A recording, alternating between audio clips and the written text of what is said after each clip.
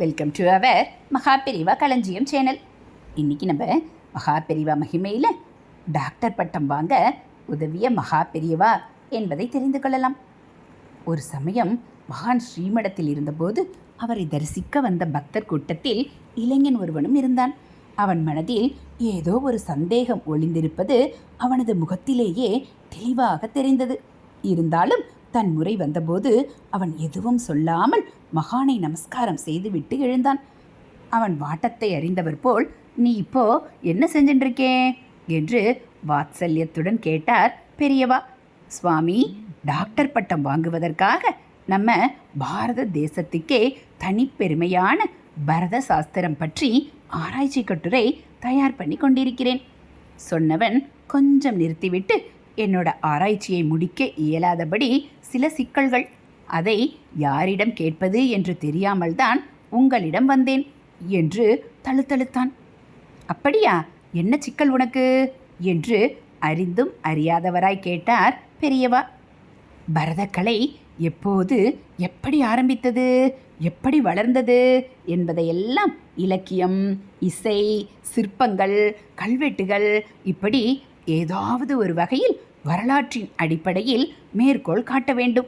இல்லாவிட்டால் என் ஆராய்ச்சி கட்டுரை பயனளிக்காமல் போய்விடும் என்று இளைஞன் சொன்னதை காதில் வாங்காதவர் போல், நீ சிதம்பரம் போயிருக்கியோ என்று கேட்டார் பெரியவா.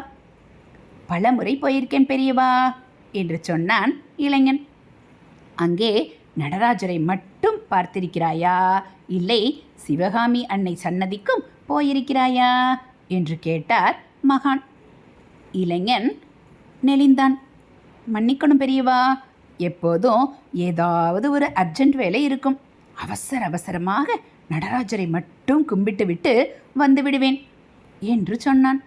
பெரியவர் பதிலேதும் சொல்லாமல் அவன் கையில் பிரசாதம் கொடுத்து அனுப்பிவிட்டார்.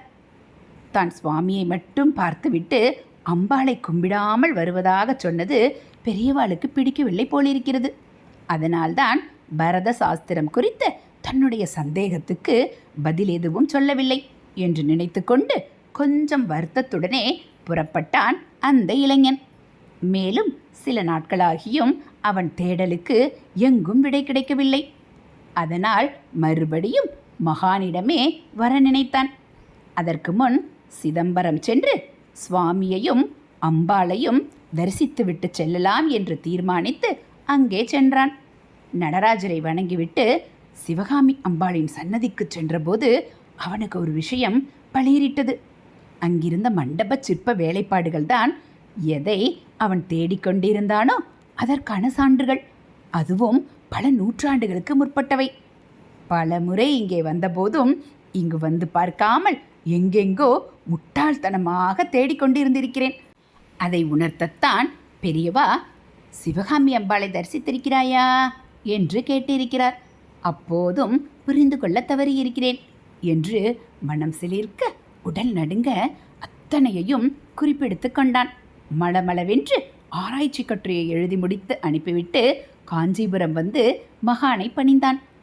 என்ன, டாக்டர் பட்டம் கிடைச்சிடுதா என்று புன்னகைத்தவளை கேட்டு ஆசீர்வதித்தார் பெரியவா. அவரிடம் அவன் ஆசி பெற்ற தினத்திலேயே அவனது ஆராய்ச்சி கட்டுரை ஏற்கப்பட்டு டாக்டர் பட்டம் உறுதியானதற்கான கடிதமும் வந்து சேர்ந்ததுதான் மற்ற எல்லாவற்றையும் விட மகத்தான அற்புதம். ஹரஹர சங்கர ஜெய ஜெய சங்கர, ஹரஹர சங்கர ஜெய ஜெய சங்கர. மகாபெரிவா சரணம். இதுபோல் மகாபெரிவா மகிமைகளை நீங்கள் தினந்தோறும் தெரிஞ்சுக்கணும் அப்படின்னா மறக்காமல் நம்ம சேனலை சப்ஸ்கிரைப் பண்ணுங்கள். கூடவே பெல்லைக்கானை கிளிக் பண்ணி ஆளுங்கிற பட்டனையும் அழுத்திடுங்க. நம்ம சேனலில் வரக்கூடிய மகாபெரிவா மகிமைகள் எல்லாம் உங்களுக்கு பிடிச்சிருந்தா ஒரு லைக்கும் கமெண்ட்டும் கொடுத்து உங்களுக்கு தெரிஞ்சவங்களுக்கும் ஷேர் பண்ணுங்கள். தேங்க்யூ.